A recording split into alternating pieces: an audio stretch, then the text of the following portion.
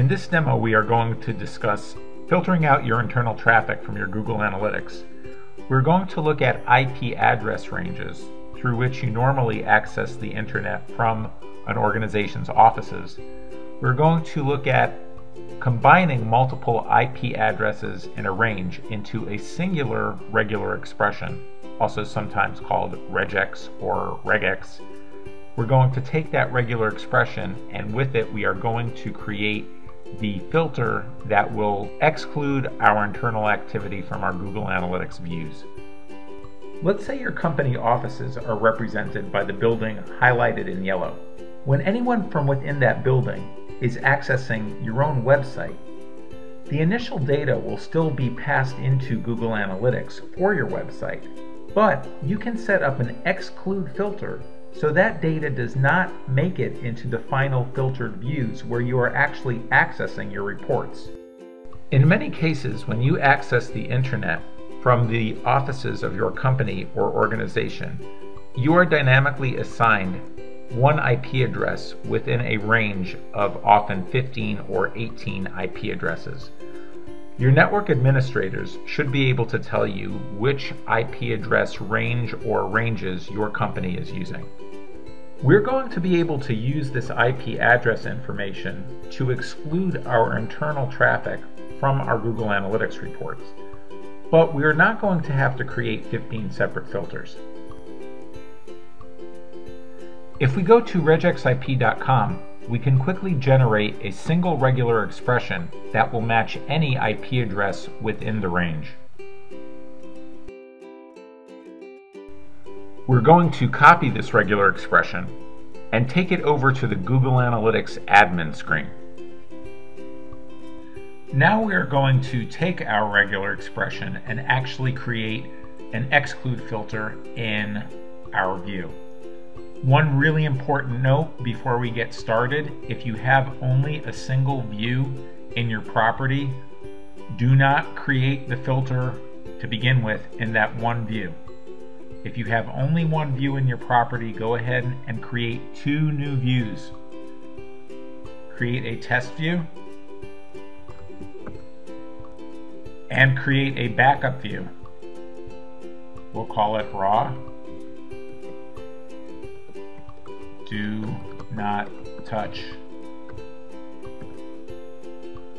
You will never apply any filters, customize any settings, create any goals, nothing in this view beyond the default data collection.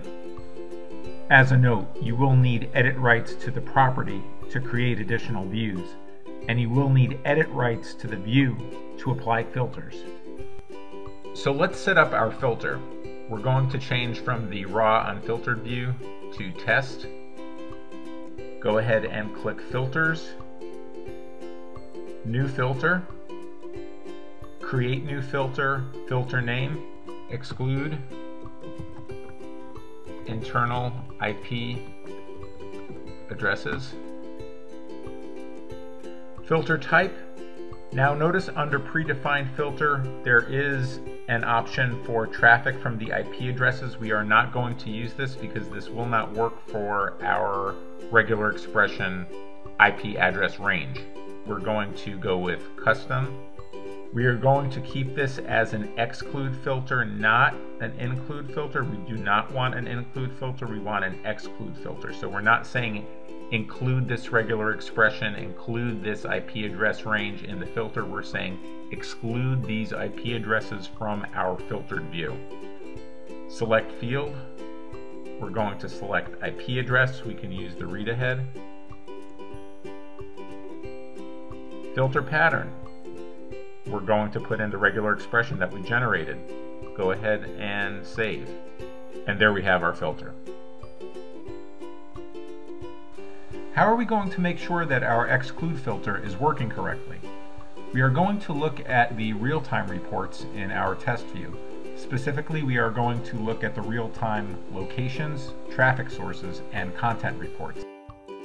If you access the real-time locations report, you can drill down and make sure that your office location is not appearing in your test view now that it has been filtered. Now, this may be a little bit harder to do if your actual users may also be accessing your site from a location that is near your office. In this case, we would probably want to look at either the traffic sources report or the content report to make sure that your own visit is being filtered out. To use the real-time traffic sources report to make sure that our visit is being excluded, we can use a little trick that comes to us from my friend Matt Stannard at the Happiness Index in the UK. Specifically, you could use a URL builder tool to add campaign parameters to the URL with which you would be accessing your website. In this case, the parameters would be test and test for medium and source. If you did not see test and test as medium and source values in the real-time sources report, you would know that you were being excluded. Similarly, you could add a test name value pair to one of your URLs. In most cases, this will not cause a server or page not found error, and if you don't see this URL in the real-time content reports, you also know that you are being excluded. So we've tested the filter in our real-time reports. We know that our own visits are being excluded, but we still probably want to let the filter run for a few days or maybe a week in the test view only, just to make sure that it is working the way we intended. Once we're confident that the filter is working the way we want, we will go ahead and switch over to our main working view. Filters. We're going to click New Filter, but notice that we are not actually going to have to recreate that same filter. We are going to apply an existing filter that will be available for all other views within the same property. Apply existing filter, exclude internal IP addresses, add, and then we're going to click Save and we'll be done. At this point, you may also want to rename your view to something like Main View or Working View, especially since now that you've applied the filter, the view actually does not contain all website data. And as another important note, make sure to make an annotation when you've applied the filter to the view. If you don't know about annotations, check out the Google Help Docs or check out our article on the Enor blog. A few additional notes. If you are trying to exclude your visits from a home office, it may be harder to do because normally when you access the internet from home, you are assigned a dynamic IP address. So it's a little bit of a moving target, and there's no real easy solution to exclude your home visits from a certain Google Analytics view. Now, if you are working from within a larger organization, instead of excluding your sessions by IP address, you may instead want to exclude by ISP Organization or ISP Domain. That may be more efficient than using IP ranges. And as another note, the regex IP format for the regular expression is for the current IP v4 format. In the upcoming IPv6 format, if that ever becomes relevant for your exclusion of your internal traffic from Google Analytics, you will need to use another format for your regular expression range. Now we're all done applying our filter, and you actually don't really need to know exactly how the regular expression works in order to create the filter and have it work successfully. However, if you are interested in understanding the structure of the regular expression, that can be very useful, especially since it illustrates a lot of the basic principles that you may need to apply for regular expressions in other contexts within Google Analytics, such as goals or table filters or even segments. Let's start by looking at the backslash character, which serves to escape the following character, meaning that it forces the following character to be interpreted as a literal character and not as a regular expression meta character. The dot in regular expressions without the escape character preceding it means match any single character. So in this example, we're saying that we only want a match of a literal dot in the IP address and not any character. Here we have an example of a match and two examples of no matches. Because the dots are interpreted as literal dots with the escape characters preceding them, these two no match examples do not match. If the dots were not preceded by the escape character, these two examples of no matches would actually match. Now, in practical terms, would these two no matches ever be put into a filter for an IP address? Probably not, but when you're dealing with regular expressions, if you mean literal dot, you should escape the dot so it's interpreted literally. Let's look at a few more meta characters. The hyphen represents a range. The brackets are the beginning and the end of the range expression. And the pipe symbol means OR. And the parentheses are the meta characters that group the OR selections. Let's take a look at this sequence a little more closely. This is actually where most of the action is going on in our regular expression, and that makes sense because it's the fourth octet of the IP addresses that vary one to the other.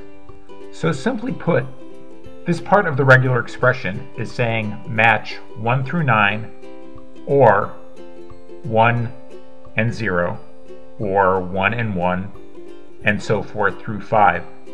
And notice that the numbers in this regular expression are treated only as characters. The digits have no numerical value in a regular expression. They are treated just like text characters.